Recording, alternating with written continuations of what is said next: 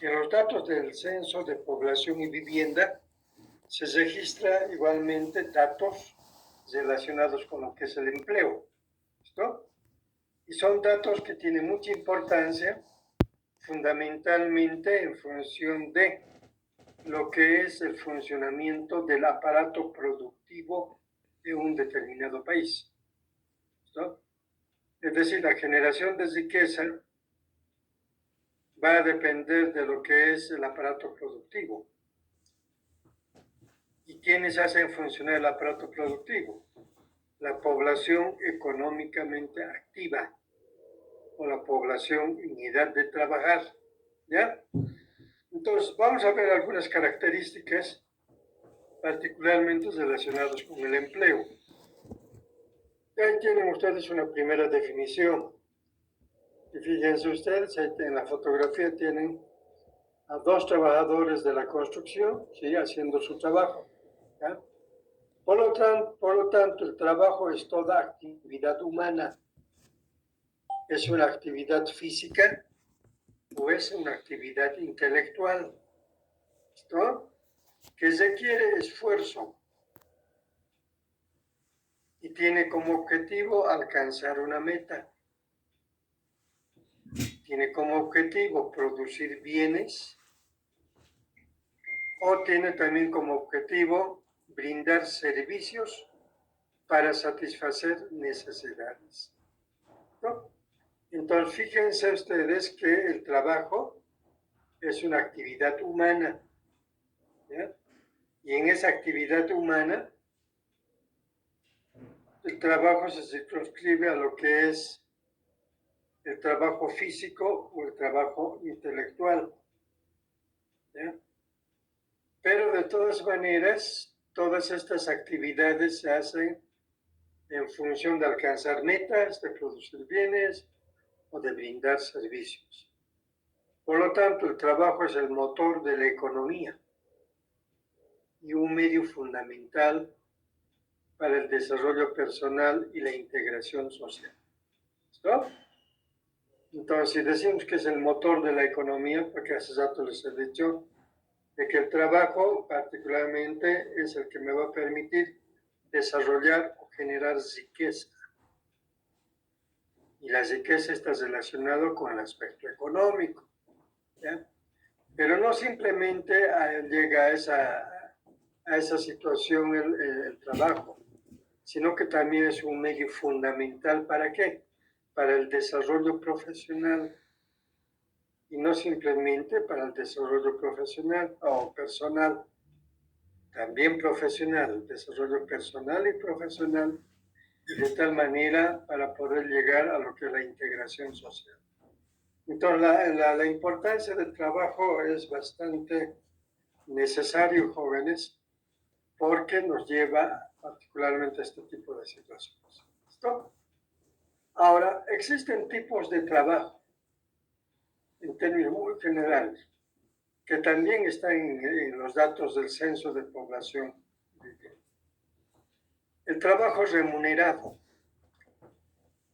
y el trabajo no remunerado. ¿Listo? Cuando hablamos del trabajo remunerado, estamos hablando de actividades que reciben un pago o reciben un salario a cambio de el trabajo que están realizando. Dentro del trabajo remunerado, en términos muy generales, tenemos los trabajos o los empleos formales y también tenemos los trabajos o los empleos informales. ¿Listo? Fíjense ustedes, yo les voy a poner un ejemplo, el caso mío. Yo tengo un empleo formal. Yo cada mes recibo un pago o un salario. ¿Listo? Pero también las señoras que venden, por ejemplo, aquí en la Saavedra y en los kiosquitos, son trabajadoras o son empleos informales. Pero estos trabajos son remunerados. ¿Por qué? Porque están recibiendo un pago. No están recibiendo un salario, evidentemente, pero reciben un pago por los productos que están vendiendo. Entonces, a esos jóvenes se conoce como trabajo remunerado, ¿ya? Luego tenemos el trabajo no remunerado. Y en el trabajo no remunerado tenemos todas aquellas labores que no generan ingresos económicos directos, no generan ingresos económicos directos, pero que sostienen la vida y la sociedad. Como por ejemplo, las tareas domésticas, ¿ya? El cuidado de familiares o el trabajo voluntariado o el trabajo ad honorem, que también alguna vez han debido escuchar hablar ustedes. ¿Listo? A eso se llama el trabajo no remunerado, no recibe recursos económicos, ¿ya? No recibe pagos, tampoco recibe salarios. Y dentro de eso está por la actividad de labores de casa. ¿Listo? Está el cuidado de familiares, ¿sí? O está el trabajo voluntariado. Ese es un tipo de trabajo, ¿sí? El trabajo remunerado y el trabajo no remunerado. También nos vamos a encontrar con el otro tipo de trabajo, el trabajo dependiente y el trabajo independiente. ¿Ya? Cuando hablamos del trabajo dependiente, ya es aquel trabajo que se realiza bajo las órdenes de un empleador o de alguna institución que a uno le ha contratado para que realice un trabajo. A eso se llama relación de dependencia. ¿Ya? Volviendo al ejemplo, en el caso mío, yo soy un trabajador dependiente. ¿De quién dependo? De la Universidad Mayor de San Andrés. ¿Se cuenta? Y además trabajo en el marco de todo lo que se establece al interior de la universidad. Entonces yo realizo o soy un trabajador dependiente. Cuando ustedes sean médicos y estén trabajando ya sea en los hospitales públicos o en los hospitales de la seguridad social o inclusive en los hospitales o clínicas privadas, ustedes van a ser trabajadores dependientes. ¿Por qué? Porque el hospital de clínicas no es de ustedes. Las cajas de salud no son de ustedes. O las clínicas privadas no es de ustedes. Ustedes están trabajando al interior de esas instituciones. Por eso se llama dependientes, trabajadores dependientes. Luego tenemos otra categoría dentro de la dependencia, los trabajadores independientes. Realizado de manera autónoma, gestionando los propios tiempos y recursos. ¿Qué tal si yo tengo, por ejemplo, mi consultorio particular? Y ese consultorio es mío. Entonces yo soy un trabajador independiente, porque yo no dependo de nadie. ¿Me entienden? ¿Qué tal si yo tengo mi clínica? Y esa mi clínica, bueno, pues yo tengo mucha gente que trabaja para mí, ¿sí? Pero el trabajo en función de esa clínica que es mío, yo estoy como trabajador independiente, ¿ya? Entonces a eso se refiere, jóvenes, esta otra categoría de trabajadores dependientes y trabajadores independientes, ¿ya? Ahora bien, ¿cuáles son las dimensiones del trabajo? Que también se habla de las dimensiones del trabajo, ¿ya? El trabajo tiene un alcance económico, tiene un alcance social y tiene un alcance psicológico. Particularmente las personas estamos inmersos dentro de estos tres tipos de alcances que nos puede generar el hecho de estar trabajando. ¿Listo? A ver, partamos de lo que es la dimensión económica o el alcance económico. Todo trabajo produce bienes y todo trabajo produce servicios y por lo tanto genera riqueza, genera recursos económicos y dinamiza el mercado. ¿Listo? Ahora bien, cuando hablamos del trabajo desde el alcance económico, en el sentido de que produce bienes, estamos hablando de toda aquella producción. ¿Qué tal si yo estoy trabajando en las cooperativas mineras? El producto que se genera allí es la extracción del oro, ¿no ve? ¿No? Pero cuando se habla de cuando un trabajo nos permite producir servicios, particularmente está relacionado con los médicos. Los médicos, ¿qué producimos? Servicios. ¿Por qué producimos servicios? Porque estoy atendiendo a personas. ¿Y dónde estoy atendiendo? En los diferentes servicios. Si yo logro solucionar el problema de salud de mis pacientes, estoy produciendo servicios, ¿no? Lo mismo, por ejemplo, los profesores, ya sean de escuelas o de colegios, producen servicios. ¿Entienden? ¿Ya? Ahora bien, toda esta producción, ya sean de bienes o de servicios, va a generar riqueza, va a generar recursos económicos. ¿Listo? Y estos recursos económicos, ¿qué va a hacer? Va a dinamizar el mercado. Porque todas las personas que vivimos en una sociedad tenemos necesidades. Y esas necesidades los vamos a encontrar, ¿sí? Haciendo la compra para satisfacer esas necesidades. Si yo necesito calzados, yo necesito recursos económicos para comprarme los calzados. Si yo necesito, por decirles, ropa, necesito recursos económicos para comprarme la ropa. Entonces, fíjense, uno de los alcances o las dimensiones del trabajo está relacionado con el carácter económico. ¿Listo? Ahora, el otro alcance o la otra dimensión del trabajo es el alcance social. ¿Ya? ¿Por qué? Porque todas las personas vivimos en sociedad, no vivimos de manera independiente. Y como vivimos en sociedad, intercambiamos entre los miembros de la sociedad en función de las diferentes necesidades que tenemos. Y por lo tanto, el trabajo conecta a las personas, fomenta el sentido de la pertenencia y construye una comunidad. ¿Se dan cuenta?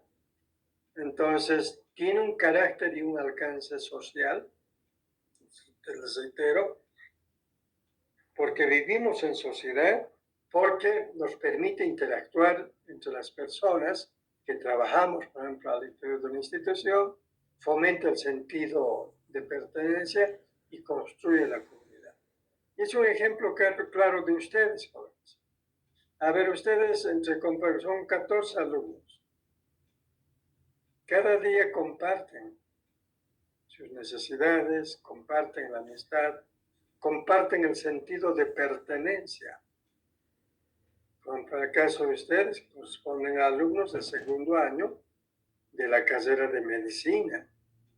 Y además hacen una construcción comunitaria, es decir, construyen como integrantes de ese grupo, construyen un grupo de amigos. Ahora, el trabajo de ustedes es estudiar, ¿no? Es un trabajo que está relacionado particularmente con la formación profesional. ¿Listo? Ese es el segundo alcance o la segunda dimensión. La tercera dimensión, jóvenes, del trabajo tiene un alcance o una dimensión psicológica. Todos jóvenes tenemos sentimientos, emociones, conductas, percepciones, ¿ya? Entonces el trabajo otorga un propósito. Si uno trabaja, dice, bueno, yo estoy cumpliendo el rol que me corresponde. ¿Se dan cuenta? Refuerza qué cosa? La identidad y aumenta la autoestima. Y aumenta también y establece el bienestar emocional. Imagínense por un momento ustedes a las personas que no tienen trabajo y sin embargo tienen obligaciones. tiene una esposa y tiene hijos, y que no tiene trabajo, no tiene recursos económicos. Esa persona, ¿cómo se siente? Emocionalmente mal, ¿no ve? Su autoestima está por los suelos. Nadie me quiere dar trabajo. ¿Se dan cuenta? Y además, en alguna medida, inclusive se puede llegar a ser afectado la identidad que tiene y dice, yo no sirvo para nada. Entonces, fíjense ustedes, el trabajo es un mecanismo que tiene mucha importancia, jóvenes. Y por eso, precisamente, cuando se habla de los censos de población y vivienda, es importante ver con un poco de detenimiento los datos relacionados con la cantidad de personas que están insertos o que tienen trabajo. ¿Listo? Más adelante vamos a ver de los empleados, de los ocupados y de los desocupados. ¿Ya? Ahora bien, cuando hablamos de trabajo, el trabajo no lo podemos asignar a la totalidad de la población. Existe un grupo poblacional que va a cumplir a cabalidad o tiene la necesidad de insertarse en actividades laborales. A eso se llama la población económicamente activa. También se le conoce con el nombre de población en edad de trabajar. La población económicamente activa son las personas que tienen la edad para trabajar y que aportan con su trabajo y la mano de obra que ellos tienen. La población económicamente activa comprende a las personas de 14 años o más que tienen un empleo o lo buscan activamente el trabajo. Entonces imagínense muchas personas de 14 y más que ya se consideran población económicamente activa, que ya muchos de ellos están trabajando o muchos de ellos están buscando activamente un trabajo. Y en la mayoría de las estadísticas se considera dentro de la población en edad de trabajar, o población económicamente activa, hasta los 64 o 65. Fíjense ustedes, esa edad que va de 14 a 65 años es la población económicamente activa. ¿Listo? Ahora, por ejemplo, existen casos muy particulares. No toda la población de 14 años en este momento está buscando trabajo. Buena cantidad de personas que tienen más de 14 años están aún todavía en colegios. Entonces, estas personas están exentas particularmente de ser consideradas como población económicamente activa. ¿Por qué? Porque están estudiando. Y ni qué decir en el caso de ustedes que están en estudios universitarios. Eso hace de que ustedes en alguna medida estén exentos de lo que es la población económicamente activa. Pero eso no quiere decir, jóvenes, de que por el hecho de que estoy estudiando no debo trabajar. Hay muchos de los alumnos que estudian y trabajan. ¿Y por qué trabajan? Porque tienen necesidades económicas, o algunos de ellos ya tienen hasta obligaciones con la familia. ¿Se dan cuenta? Entonces, este tema de población económicamente activa, particularmente en los primeros años, si partimos a partir de los 14 años hasta los 24, 25 años, tiene cierta flexibilidad, fundamentalmente con las personas que están haciendo actividad educativa o actividades de formación profesional. ¿Ya? Y por el otro lado, la población económicamente activa acaba a los 65 años. Y la pregunta es, ¿por qué no acaba mucho más antes? Porque la esperanza de vida al nacer, jóvenes, ha aumentado bastante en los diferentes países. Las personas están llegando a vivir 80, 85 años y por lo tanto hay mucha gente que no se está retirando de sus lugares de trabajo a una edad temprana. Y además también hay un aspecto, especialmente aquí en el país, porque las personas no se jubilan a una edad mucho más antes. Porque las disposiciones legales en nuestro país hacen de que las personas deberían de empezar a jubilarse a partir de los 58 años de edad. Pero hay mucha gente que está trabajando aún todavía teniendo más años. ¿Y saben por qué en nuestro país mucha gente no se jubila? Porque sus rentas de jubilación son extremadamente bajas. Si ese trabajador, antes de jubilarse, si su sueldo era, por decirles, 10,000 bolivianos, esa persona cuando se jubile, su renta no va a llegar ni siquiera a los 2,000 bolivianos. Y mucha gente por eso dice, no, a mí no me conviene jubilarme. Y además a mí no me pueden imponer el hecho de que yo me retire o me jubile, porque no existe ninguna disposición legal que textualmente establezca en esos términos a que un trabajador deje de trabajar y se acoja a la jubilación. Ya, entonces estos comentarios que les hago, jóvenes, particularmente tienen ese tipo de importancia. Sin embargo, la población económicamente activa parte a partir de los 14 años hasta los 65 años de edad. ¿Ya? Ahora bien, y me olvidaba también comentarles lo importante, las personas que tienen que hacer un trabajo sobre empleo, busquen en los datos del Censo de Población y Vivienda, primero, qué cantidad de ciudadanos o de personas de nuestro país, hombres o mujeres, están entre la edad de 15 a 65 años.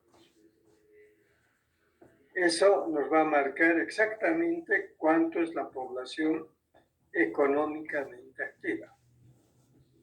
Y el segundo dato que van a tener que buscar es de esa cantidad de personas, hombres y mujeres, cuántos están ocupados y cuántos están desocupados. Y de allí vamos a tener la oportunidad de ver las tasas de ocupación y las tasas de desocupación. Esto yo se los dejo para cuando los alumnos tengan que hacer la presentación. Vamos a hablar inclusive sobre esas tasas de ocupación y las tasas de desocupación. Entonces, cuando hablamos de condiciones de la población económicamente activa, ¿sí?, personas que trabajan o buscan trabajo activamente se encuentran en condición de ¿qué? De población ocupada o los ocupados, que tienen empleo, que tienen trabajo formal o bien tienen trabajo informal. Y los desocupados no tienen empleo, no tienen trabajo, pero están buscando. Los desocupados no tienen ni siquiera trabajo informal y peor todavía un trabajo formal, pero es población que está buscando.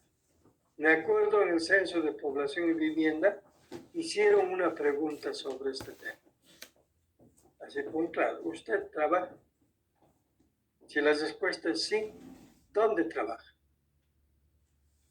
Entonces hicieron una pregunta puntual sobre eso. ¿Ya? Inclusive había una pregunta en la boleta censal que decía, en los últimos 15 días, si usted ha estado buscando trabajo, y alguna gente seguramente ha contestado que sí, y otra gente ha debido contestar diciendo que no. ¿Ya? Ok. ¿Qué más tenemos? Trabajo o empleo. La población en edad de trabajar está conformada por dos categorías. Población económicamente activa, ¿ya?, son aquellos trabajadores, aquellos que tienen el trabajo, y población económicamente inactiva. Son aquellos que se han jubilado, aquellos que han dejado de trabajar y ya no están ejerciendo un trabajo activo. ¿Ya? Ahora, también se habla de lo que es el trabajo formal y el trabajo informal. Fíjense ustedes en la fotografía que les he subido. Esa señora que está vendiendo en las calles una serie de productos, eso es el trabajo informal.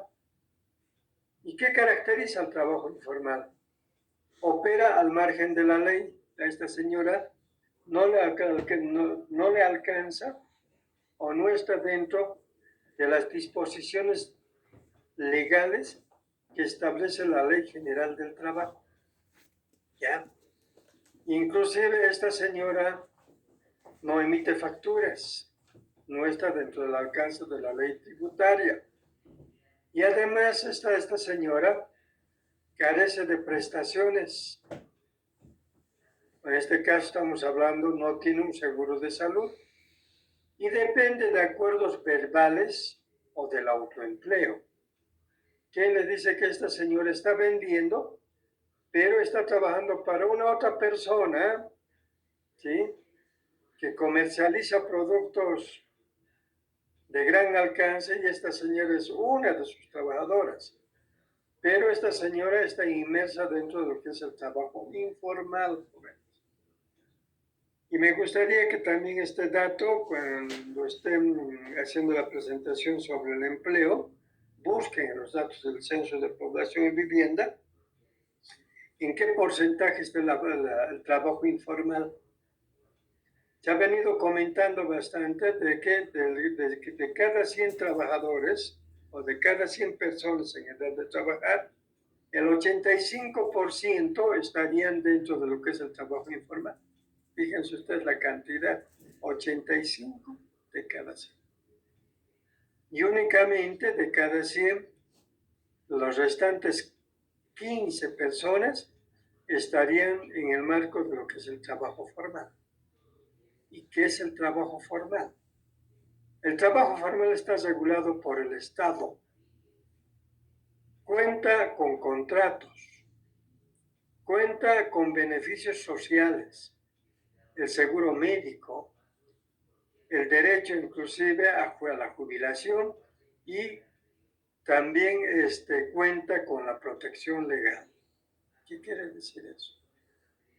Que los que tienen trabajo formal, trabajan en una institución, ¿sí?, están amparados primero por la Ley General del Trabajo. Segundo, tienen derechos y beneficios sociales.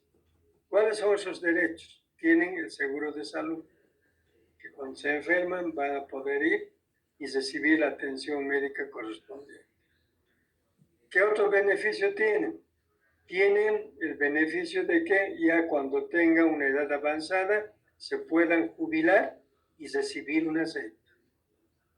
¿Qué otro beneficio tienen? Tienen el beneficio de las vacaciones, ¿sí? Dependiendo de los años que trabaje la persona, va a tener un determinado número de vacaciones. Aquellos trabajadores que recién están empezando a trabajar y han trabajado más de un año, entonces su vacación va a ser de 15 días, ¿ya?, de 15 días hábiles. ¿Verdad? Y además, todos los trabajadores formales, además de todos estos beneficios jóvenes, tiene el aguinaldo y tiene una remuneración económica. Si se dan incremento salarial, se les va a beneficiar el incremento salarial. ¿Ya? Por eso, inclusive, acá en nuestro país, únicamente tenemos el 15% de los trabajadores formales. ¿Y dónde encontramos a los trabajadores formales? Encontramos en instituciones públicas, pero también encontramos en instituciones privadas, jóvenes. Les pongo un ejemplo, fíjense ustedes, que tanto inclusive estigmatizamos a las empresas privadas, que la privatización, y andamos ahí delirando cuando en la práctica el sector privado está generando igualmente fuentes de trabajo. Les pongo un ejemplo. La fábrica de cemento de Viech del Alto, Sobosa. ¿Se imaginan ustedes la cantidad de trabajadores que tiene al interior? Estos trabajadores son trabajadores formales. Están alcanzados por la Ley General del Trabajo, tienen su seguro de salud, tienen su aguinaldo, tienen el derecho a la jubilación, todo lo que ustedes quieran. Les pongo otro ejemplo. La cervecería boliviana nacional, aquel que produce la cerveza. Al interior igualmente existe cualquier cantidad de trabajadores. Y estos trabajadores igualmente están dentro de lo que es el trabajo formal. Entonces yo pregunto, ¿por qué estigmatizamos tanto a las empresas privadas? Que las empresas privadas están generando fuentes de trabajo. Pero me dirán, no, las empresas privadas se benefician en mayor, está bien, porque han hecho inversiones. Uno invierte ¿para qué? Para tener por lo menos un margen de ganancia, ¿no? ¿O no tenemos derecho los bolivianos a tener márgenes de ganancia? Yo creo que sí. ¿Se dan cuenta? Y al tener ese margen de ganancia, pero además estamos generando, ¿qué cosa? Fuentes de trabajo. Y en muchas empresas privadas, los trabajadores ganan muy bien. Y en muchas empresas privadas a los trabajadores les dan todo lo que realmente debería recibir un trabajador. Entonces, fíjense ustedes, esta es otra categoría de lo que es el trabajo formal y el trabajo informal. Y me gustaría que el grupo que vaya a presentar igualmente nos busque los datos. ¿Listo? Iremos ahora a un otro capítulo que es la vivienda, jóvenes. ¿Ya? Y la vivienda, ahí tiene la definición. Una vivienda es una edificación, es un espacio cerrado y cubierto, construido para ser habitado por personas. ¿Listo? Entonces, la definición de vivienda va por ese lado. Su función principal es ofrecer refugio. ¿Dónde nos podemos refugiar? Del frío, de la lluvia, en nuestra casa, jóvenes. ¿Listo? Y además nos ofrece protección frente a las condiciones climáticas adversas, además de proporcionar una intimidad entre los miembros de la familia, seguridad y un lugar para desarrollar nuestras actividades como integrantes de la familia. ¿Ya? Por lo tanto, la vivienda, una vivienda, como dice, es un espacio delimitado por paredes. ¿Qué tienen las viviendas? Paredes, techos, pisos, y que han sido utilizados diferentes materiales, ¿no? Y además la vivienda tiene una entrada independiente que se construyó para ser habitada. Por lo tanto, las viviendas son lugares donde sus habitantes pueden, ¿qué? Dormir, pueden cocinar, pueden comer, pueden jugar, ser niños, convivir y protegerse del medio ambiente. Fíjense ustedes, jóvenes, que cuando hablamos de vivienda, las viviendas generalmente tienen techos, tienen paredes y tienen pisos. Y en el censo de población y vivienda está la calidad de la vivienda. Y la calidad de la vivienda lo cuantificamos por el tipo de paredes que tiene, por el tipo de piso y por el tipo de techo. En el censo de población y vivienda nos llegaron a preguntar primero si la vivienda era propia o era alquilada o era prestada. Ya que más adelante vamos a ver que también son algunas otras características. Y luego nos decían sobre las paredes, ¿son de ladrillo o son de adobe? Y también nos decían sobre el techo. No sé si ustedes han escuchado hablar, hay unas telas que se utilizan que llaman los tumbados. Y hay otras casas que tienen lo que se llama el cielo raso. ¿Listo? Pisos, hay algunos pisos, especialmente en el área rural, las casas tienen un piso de tierra. O tienen que se llama piso de madera. O tienen piso de cerámica. Todo eso que nos marca la calidad de la vivienda. Por eso se llama censo de población y vivienda, porque están inmersos datos relacionados con las viviendas. Ahí tienen las características de las viviendas. Fíjense ustedes la foto, jóvenes. Podemos encontrar con todo tipo de viviendas. Pero sin embargo, una de las características es la independencia. Debe ser un espacio cerrado con paredes y techos que posea una entrada exclusiva para que los ocupantes entren y salgan sin pasar por otras viviendas. Hay algunas viviendas que no reúnen esta condición de independencia, ¿no? Habitabilidad cuenta con áreas diseñadas para cubrir necesidades básicas como dormir, comer, cocinar y asearse. También en esta categoría vemos jóvenes, especialmente la gente de escasos recursos económicos y que viven en la periferia de las ciudades, únicamente cuentan con dos ambientes. En uno de los ambientes duermen y hasta comen, inclusive alimentos, ¿ya? Y en algunos casos inclusive viven en el mismo ambiente, están cocinando. Ustedes seguramente han escuchado hablar del hacinamiento. Y en el campo de la salud tiene mucha importancia, inclusive si esas personas que están consultando viven en un estado de hacinamiento. ¿Qué tal allí, donde yo vivo, por ejemplo, donde es nuestro dormitorio, dormimos 4 o 5 personas? Eso ya es hacinamiento. ¿Qué tal una de las personas tiene tuberculosis? Con seguridad que va a acabar contagiando al resto de las personas que están durmiendo en esa habitación. Entonces también vale la pena ver, inclusive, la cantidad de ambientes que se tiene jóvenes. Y en el censo han hecho una pregunta sobre eso. Y sería bueno ver inclusive en la población boliviana de qué está pasando sobre la vivienda. ¿Ya? Protección funciona como resguardo físico frente al medio ambiente y las amenazas externas. ¿Ya? Ahora bien, la vivienda, jóvenes, según la Organización Mundial de la Salud, una vivienda saludable es un refugio que propicia un estado de completo bienestar, tanto físico, mental y social.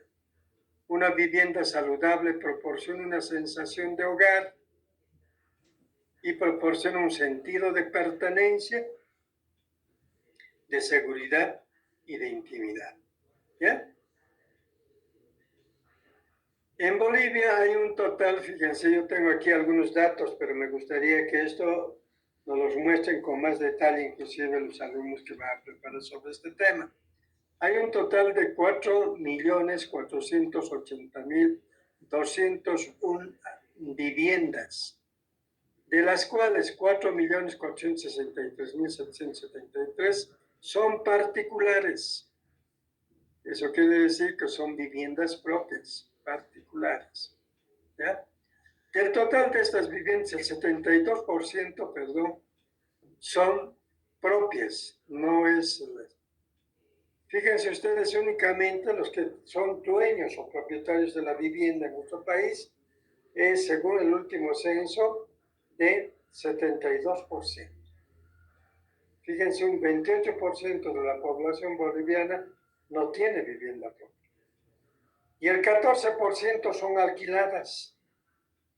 Vive mucha gente bajo el concepto de alquiler. Y el 64.7% se encuentran ubicadas ¿dónde? En zonas urbanas. En las ciudades ya grandes, ciudades intermedias, consideradas como zonas urbanas, ahí es donde encontramos en todo esto el 64, casi el 65% de las viviendas. ¿No? Y sin embargo, el restante 35% de las viviendas están ubicadas en el área rural. ¿Ya?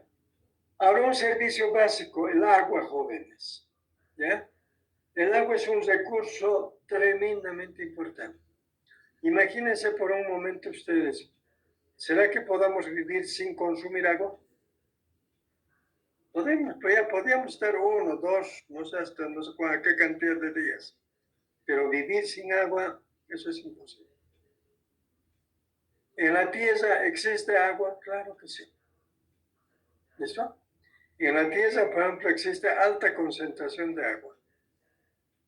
Pero sin embargo, la totalidad de agua que tenemos en nuestro planeta Tierra,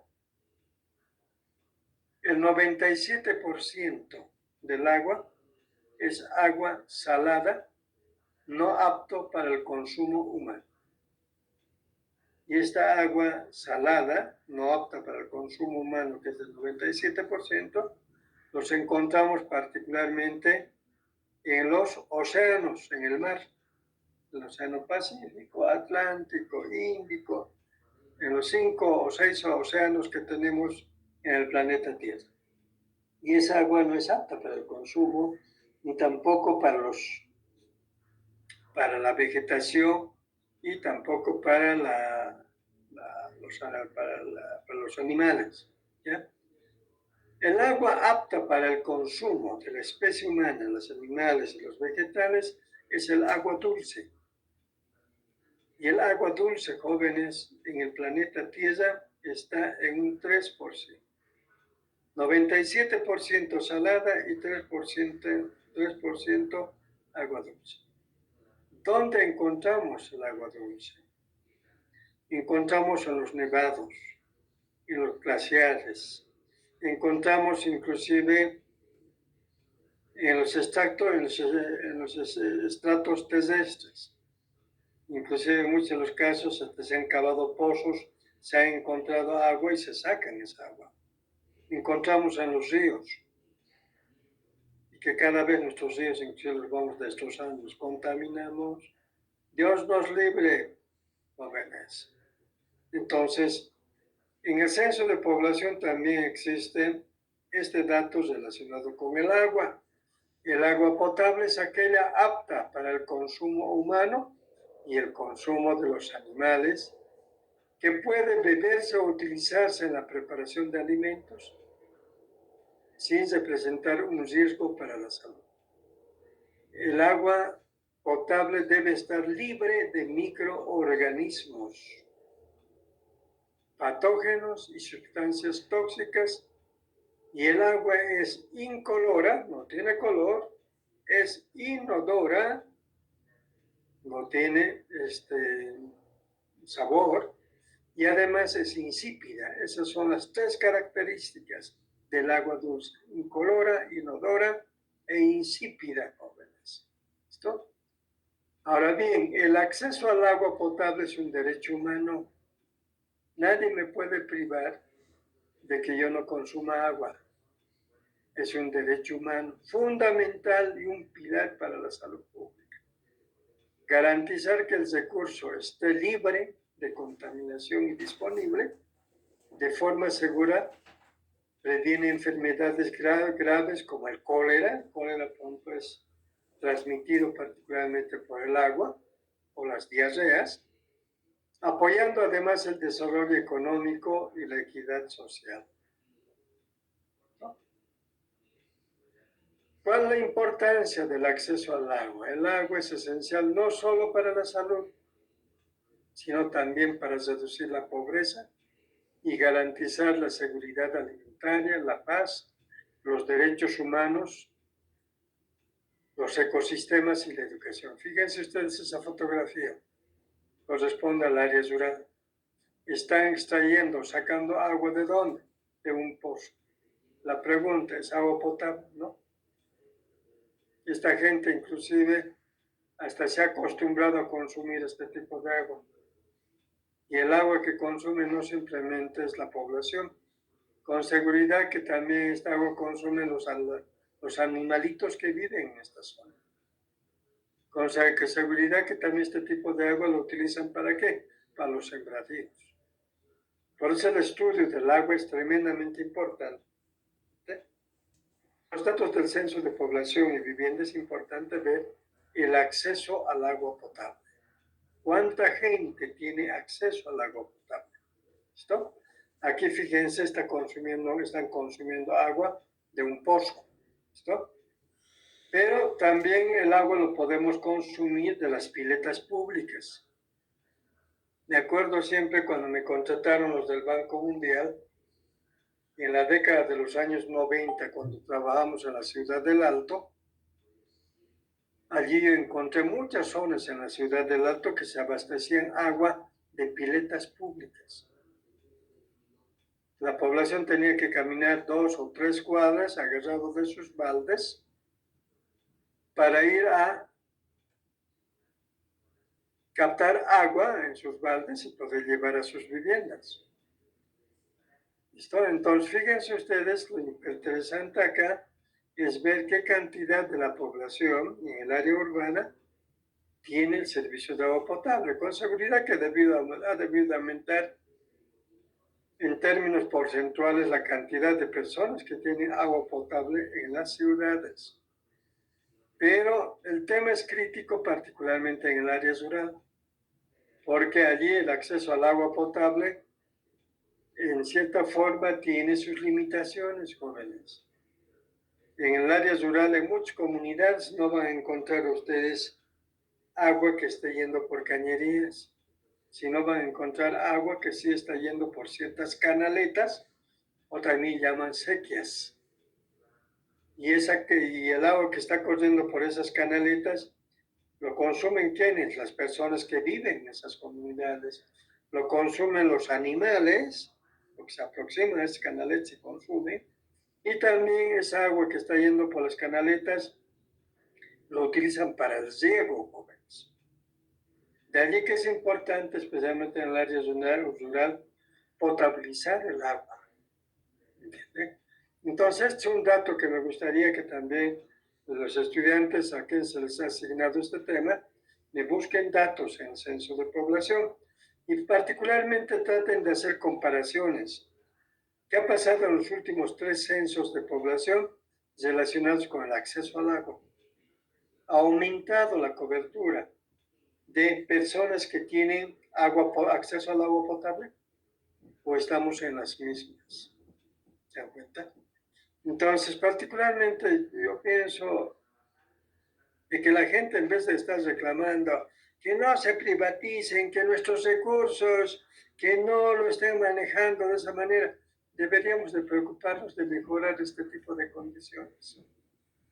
Deberían de estar pidiendo inclusive la instalación de agua potable, jóvenes. La instalación inclusive de pozos para facilitar el riego y la producción de alimentos, jóvenes. Pero andamos en otro tipo de cosas, en otro tipo de intereses. ¿Ok? Eso es en relación al agua, jóvenes.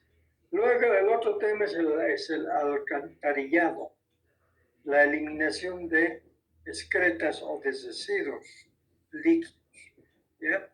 El sistema del alcantarillado. Si bien es cierto, la especie humana necesitamos consumir alimentos y necesitamos consumir agua, pero la pregunta es, ¿y dónde eliminamos? Entonces ahí tienen lo que es el sistema del alcantarillado. El alcantarillado es la red subterránea de tuberías y obras complementarias diseñada para recolectar, para transportar y evacuar las aguas residuales o pluviales de una ciudad. Su función principal es proteger la salud pública y el medio ambiente. ¿Listo? Entonces, fíjense la importancia que tiene particularmente allí donde habitan las personas, ya sea el área urbana o el área rural, especialmente el área urbana, la necesidad de que se cuente con lo que es el sistema de alcantarillado, donde se pueda recolectar, transportar y evacuar las aguas residuales o pluviales, las excretas, en este caso, a través de este sistema, jóvenes, ¿ya? Aquí en la fotografía ustedes ven, si ven la fotografía de arriba, ¿sí? Son bocas de tormenta, que cuando llueve el agua tiene que evacuarse por alguna parte, ¿no? Y en la fotografía de abajo ven cómo inclusive ese trabajador está instalando el sistema de alcantarillado para la eliminación de excretas y de residuos líquidos que se generan ¿dónde? En el ambiente doméstico, en cada una de las casas. ¿Listo? Hay eliminación de residuos líquidos. ¿Se dan cuenta? Y también el sistema de alcantarillado especiales que se utilizan en muchas de las industrias o de las fábricas, donde también se tienen que eliminar residuos. ¿Ya? Imagínense por un momento, en los hospitales también tenemos que tener un sistema de alcantarillado para la eliminación de todos los residuos líquidos que se generan al interior de un ambiente hospitalario. ¿Ya? Ahora bien, para comprender su funcionamiento, el sistema de alcantarillado se divide principalmente en dos clasificaciones esenciales. El alcantarillado se divide en dos. El alcantarillado sanitario es la red diseñada para recolectar y transportar exclusivamente las aguas residuales domésticas provenientes de lavaplatos, provenientes de duchas, provenientes de inodoros jóvenes. Y también las aguas residuales comerciales jóvenes, como en este caso las industrias, los hospitales, hacia una planta de tratamiento antes de ser devueltos al medio ambiente. La pregunta, especialmente aquí en la ciudad de La Paz, ¿tenemos una planta de tratamiento de residuos sólidos? La respuesta es no, jóvenes. Lo más facilito que tenemos aquí en la ciudad de La Paz es eliminar todos los residuos domésticos e industriales al Choqueapu o al Orcojahuira, que son los dos ríos más grandes acá en la ciudad de La Paz. Y listo. Y ni qué decir, por ejemplo, los cooperativistas mineros que están trabajando explotando el oro, que utilizan bastante mercurio, donde eliminan todas a los ríos, al agua dulce, lo están contaminando. Entonces ya inclusive deberíamos de tener plantas especiales de tratamiento, pero en la práctica no lo estamos teniendo. ¿Ya? Y el otro componente del sistema de alcantarillado es el alcantarillado pluvial, lo que les mostré hace rato. Es el sistema encargado de captar o desalojar el agua de lluvias a través de sumideros o rejillas ubicadas en las calles, conduciéndolas hacia cuerpos de agua naturales para evitar inundaciones urbanas. ¿Listo? Ahora, en los datos del censo de población y vivienda, ustedes no van a encontrar datos sobre alcantarillado pluvial. Tendrían que haber ido calle por calle contando cada cuántos alcantarillados pluviales existen, cosa que en la práctica eso no ha ocurrido. Pero lo que sí ustedes van a encontrar es información sobre el alcantarillado sanitario, ¿eh? Particularmente la eliminación de líquidos o de residuos, ¿ya? A partir de los inodoros, las duchas jóvenes, ¿ya? ¿Qué pasa en aquellos lugares donde no tienen un sistema de alcantarillado? Donde eliminan los residuos particularmente provenientes de inodoros y de duchas o de los lavaplatos. Han construido unos pozos, jóvenes, son unos pozos ciegos. Inclusive cuando yo trabajé en la ciudad del Alto, me encontré muchos de esos pozos en muchas de las viviendas. Y allí es donde eliminan todas estas excretas, residuos de lavaplatos, residuos de la ducha, ¿sí? Y generalmente estos pozos tienen un promedio de vida, dependiendo de cuánto de profundo son estos pozos, tienen un promedio de vida de aproximadamente 10 años. Y cuando ya se cumplen los 10 años, existen dos opciones. Uno, de poder sacar con una bomba todos esos residuos, o la otra opción es taparlo, ese pozo, y abrir otro pozo. ¿Se dan cuenta? Y en la ciudad del Alto era impresionante en la década de los 90. El acceso al agua potable y el sistema de alcantarillado era extremadamente incipiente, había muy poca conexión a través de un sistema de alcantarillado. Por eso que inclusive en época de lluvias tienen problemas y a veces en muchas viviendas igualmente.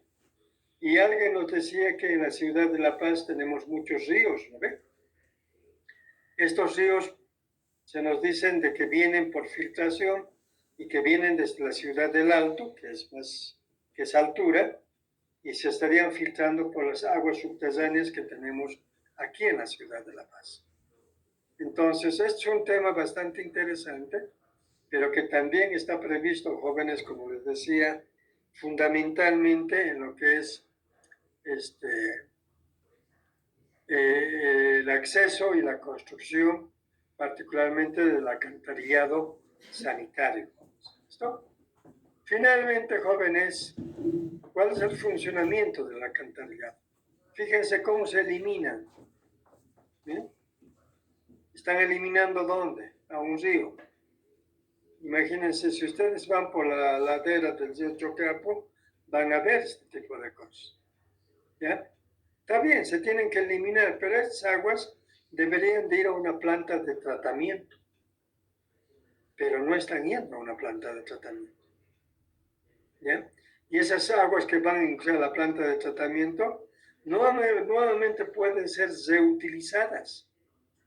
Posiblemente ya no del consumo humano, pero se pueden utilizar para el cultivo de alimentos, se pueden utilizar inclusive para el lavado, ya sea de autos o lavado de calles. Se pueden volver a utilizar estas aguas, pero en este momento, particularmente aquí en nuestra ciudad, no lo están haciendo de esa manera. ¿Ya? En cuanto a su funcionamiento, el sistema urbano y rural funciona mediante una infraestructura específica. Primero, tiene que haber una conexión domiciliaria. En todas las viviendas jóvenes, particularmente a esta altura, se dice, a ver, ¿cómo anda el sistema de alcantarillado? Inclusive antes se utilizaban unos tubos de acero.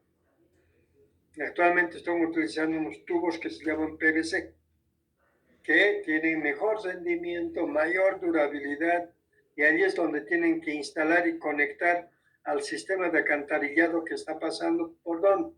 Por la calle de las viviendas. Entonces tiene que haber una conexión domiciliaria, tubería que consta con desagües de vivienda con la red pública, lo que les decía.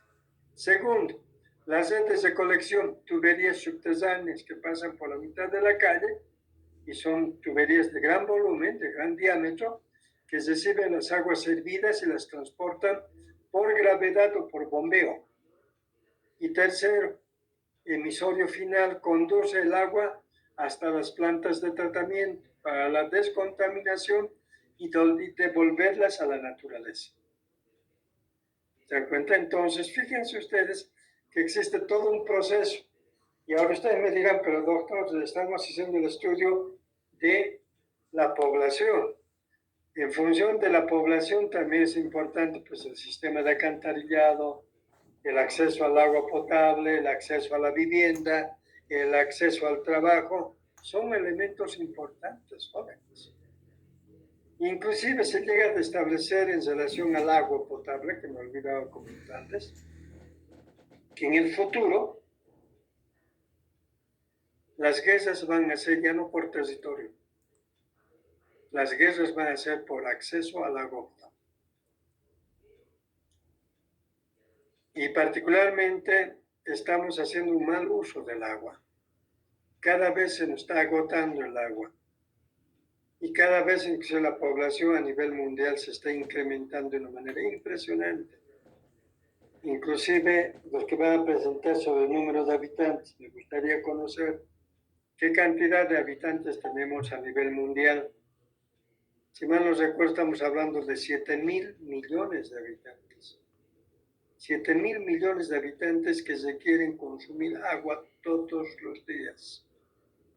Todos los días. En la medida como se incremente la cantidad de habitantes, la necesidad de consumir más agua también se va a incrementar. Ese 3% que decimos va a llegar a un determinado momento en que ya no va a ser suficiente. Y más aún todavía si nuestras aguas lo estamos contaminando, si nuestras aguas inclusive los estamos mal utilizando, entonces va a haber un determinado momento en que vamos a tener la carencia de agua. O si no, pregúntense qué pasa en el norte chileno, en Chile, por Arica, por todas esa región. Es una zona árida, jóvenes. Pero actualmente están produciendo una buena cantidad de alimentos. Inclusive ustedes han escuchado hablar de las aguas del Silala, que ha habido un conflicto internacional, que hemos tenido que ir inclusive a La Haya, y allí en La Haya igualito nos han derrotado los chilenos, ¿no? No sé si alguno de los que están aquí en el curso ha tenido la oportunidad de ir por el Salar de Uyuni, ha tenido oportunidad de recorrer por la cordillera de los Andes, y con seguridad si han ido por allí, han de pasar muy cerca de las aguas del Silala. Es un manantial, jóvenes. Está filtrando de la tierra el agua. Y eso, inclusive los chilenos lo han canalizado y están llevando esa agua al territorio chileno. ¿Y qué del territorio boliviano? Bien, gracias, porque nosotros estamos metidos en cualquier cosa. Inclusive para que ustedes se den cuenta, hace años, para las aguas del Silala, los chilenos querían pagar un determinado impuesto. Decía, les vamos a pagar un impuesto. ¿Qué hicieron los dirigentes cívicos, sindicales allí de Potosí? No, no nos conviene. Y bueno, hasta que finalmente años después acabamos en la Corte de La Haya, y allí se estableció de que el agua es un derecho universal, y mientras los bolivianos no lo utilicen, eso se puede seguir utilizando. ¿Qué perdieron con eso los potosinos? La posibilidad de tener ingresos económicos a través de impuestos. Fíjense ustedes la mentalidad estrecha que tenemos, y que eso hace que particularmente no podamos acceder a este tipo de recursos. Por eso se dice que en el futuro las guerras jóvenes van a ser fundamentalmente por el acceso a este líquido elemental como es el agua. ¿Se dan cuenta? Entonces, con eso, jóvenes, estaríamos acabando de hacer la presentación del tema que teníamos previsto.